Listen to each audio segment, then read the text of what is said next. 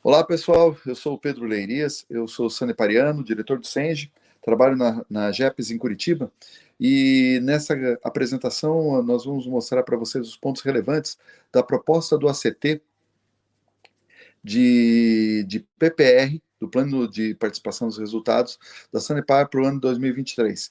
Excepcionalmente para esse ano, nessa negociação, nós vamos ter uma situação diferente dos outros anos, que a vigência dessa nossa negociação vai valer para 2 anos. Então, vai valer para 2023, que a gente está conversando agora, e também ela vai se estender, a vigência dela vai se estender para 2024. Então, o que nós definimos agora, a gente vai ter a sequência para o ano seguinte. Não vamos ter que fazer uma nova negociação, porque já vai ter sido feita esse ano. Tá? O que a Sanepar nos apresenta? Né? São dois documentos, basicamente. O primeiro documento é a Carta 107/2023, que ela está disponível para todos os saneparianos lá na intranet. Se você procurar na intranet, na aba de cima lá, Programas, existe dentro da abinha de Programas, PPR. Você vai abrir, a primeira coisa que vai aparecer vai ser essa carta. Tá, ela vai estar lá disponível, você pode ver ela. Nessa carta, as informações que estão lá, elas falam sobre o lucro líquido da Sanepar e a parcela de 7,65% desse lucro líquido, que é o que vai ser distribuído para os empregados. Tá? Então, no montante de distribuição, ficou em 88.092.693. O que isso vai representar para cada empregado? 14.221,87, fazendo a distribuição. Porém, para que nós conseguimos, para que nós tenhamos esse valor na totalidade, nós precisávamos, conforme o que já foi definido, alcançar alguns índices de desempenho, que você pode ver esses índices também lá no mesmo lugar da página da intranet, um pouquinho mais para baixo, uma tabela colorida, onde são apresentados os índices de desempenho exigidos para que a gente tenha essa totalidade. Se a gente não consegue chegar nesses índices, a gente não tem a totalidade desse valor. Porém, desse ano, nós conseguimos. Mas vamos lá, né? Nessa tabela de indicadores, você vai conseguir ver lá que os indicadores que eram os relevantes para a nossa avaliação eram o IARCE, o ICP, o ICPE, o IME, Índice de Cumprimento de Capacidade de Capacitação e Desenvolvimento, Índice de Satisfação dos Clientes, SNIS, o Índice de Evasão de Recursos e o IPL. Para essa avaliação, esses índices tinham uma meta, tinham limites máximos e mínimos, e teve o resultado que ocorreu agora, no mês passado. Né? O resultado final de todos os índices foram apurados, e nós tivemos nós conseguimos ultrapassar isso. Né? Teve alguns índices que foram abaixo do esperado, e teve índices que foram superados. Então, na somatória entre um e outro, a gente conseguiu chegar a 104%. Não que os 104 fariam a gente ganhar mais do que aquele valor, mas a gente superou, quer dizer que sobrou para a gente conseguir chegar no 100% do valor, porque ele era limitado, né, aquele valor era limitado a 100% disso. Apesar da gente ter passado nos índices, o nosso desempenho foi superior a 100%, a gente chegou na totalidade do valor.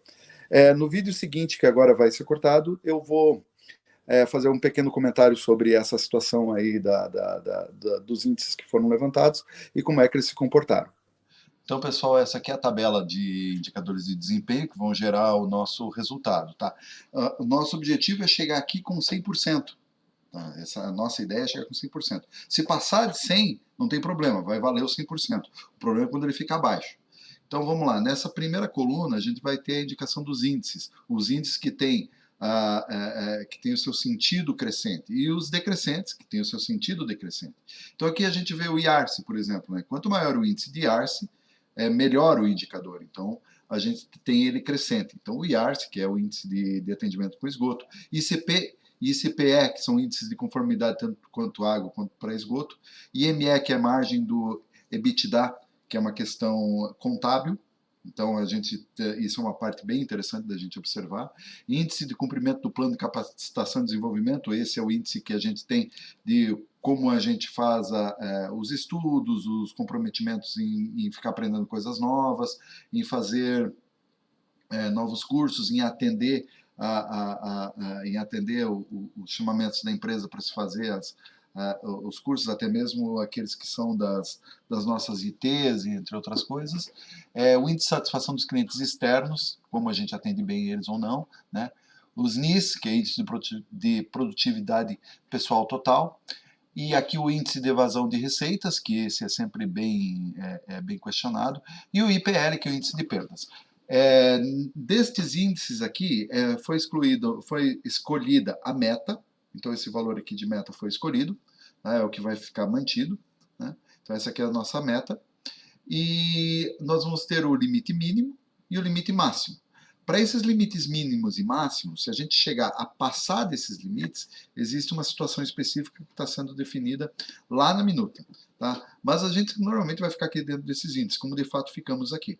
Tá? Então, do limite mínimo até a meta, ou do limite máximo até a meta. Fazendo uma pequena explicação aqui de como é que isso aqui está funcionando, esse aqui é o valor de meta, e esse aqui é o valor que nós chegamos no cômputo final da leitura do índice do IARC no ano. Era para chegar em 77,94, chegamos a 78. Isso quer dizer que a gente alcançou 112%, nós superamos esse índice. E aqui é o peso desse índice. Então, cada um dos índices que tem aqui, eles vão ter um peso. Se nós multiplicarmos esse por esse, nós vamos chegar ao índice do desempenho. Então, aqui, fazendo de uma forma mais clara, nós queríamos que estar com, no mínimo, 11. A gente chegou a 12,41. No próximo índice de conformidade de água, 11, chegamos a 11,79, que nós passamos um pouquinho, e assim foi. Agora a gente tem situações como o índice do EBITDA, a gente chegou a 10,58, era para ter alcançado 12, então esse aqui foi negativo, foi um índice que para nós foi ruim. Mas a gente tem aqui, como aconteceu com o EBITDA, a gente também tem situações aqui muito boas, como por exemplo o índice de cumprimento do plano de capacitação, estudamos bastante, né? Então a gente era para chegar em 12, chegamos a 14. Nesse cômputo, fazendo as somas dos que superaram e os que não conseguimos alcançar, a gente conseguiu ainda ficar bem positivo. Então, por essa mecânica, por essa conta, nós temos um resultado positivo. Então, esses índices são os índices que a gente tem que buscar. Estes índices aqui são os índices que nós temos que buscar dentro do valor da meta. Tudo que a gente superar da meta é ótimo, é melhor para todos, para a companhia, para nós, porque também isso aqui implica diretamente no valor do lucro líquido, e aumentando o valor do lucro líquido, a gente também é ressarcido com isso. Então, neste caso do ano 2022, né, os índices foram apurados em 2022, mas eles são, os índices são apurados em 2023, mas são relativos a 2022, nós tivemos um resultado muito bom. Então, como vocês viram ali, a gente teve a gente conseguiu chegar nos índices no número final, em 104%, e nós conseguimos chegar na totalidade do valor do PPR que vai ser apresentado para nós, certo? O pagamento desse PPR está previsto para ser feito em junho, então é junto com a folha de pagamento de junho, né? Não é para o de maio para junho, é de junho para julho. Então, final do mês de junho quando vai ser recebido esse valor, que é quando também é distribuído para os acionistas, né, depois da última reunião dos acionistas. Essa mecânica do que a gente acabou de apresentar vai ser a mesma mecânica para ser utilizada no ano seguinte, para 2024. Então, vão ser os mesmos índices, vão ser os mesmos critérios. Toda essa mecânica, as contas que são feitas para chegar nesses valores, elas são apresentadas na minuta desse ACT do PPR. A minuta do ACT do PPR, ela está disponível no mesmo link que chamou para a nossa reunião. O Senge distribuiu isso, né? Então, se você pegar lá a mensagem que chegou para você, ou por SMS, pelo WhatsApp, ou talvez por e-mail, ela vai estar disponível lá e você vai poder acompanhar toda a mecânica que foi feita para chegar nesses números, desses índices, tá? Então, a partir de agora, né, visto toda essa situação, nós temos que proceder à votação. A votação desse ano vai ser como foi feita nas outras vezes, pelo site do CREA, como que já é de costume. Então, os associados do CREA entram no site do CREA, vai ter lá o ícone de votação, procura lá. Aqui vai estar disponível aqui no nosso vídeo o endereço do site do CREA. E quem não é associado do CREA vai fazer a votação via e-mail, que também está sendo apresentado aqui no vídeo. Então, é só buscar, conforme a sua necessidade, nesses dois endereços. Nós temos a votação que já está disponível para ser votada até às 14 horas. Então, a gente pede que todos agora comecem a proceder à votação, né? E Finalizando esse vídeo, a gente vai abrir para as perguntas, para os questionamentos que foram possíveis da gente dar. Mas eu também quero aproveitar essa oportunidade para já informar vocês, certamente essa vai ser a minha última assembleia que eu apresento para vocês, porque eu estou saindo da diretoria do SENGE, eu estou no SENGE desde 2015 na diretoria, e acho que chegou o momento da gente passar o bastão.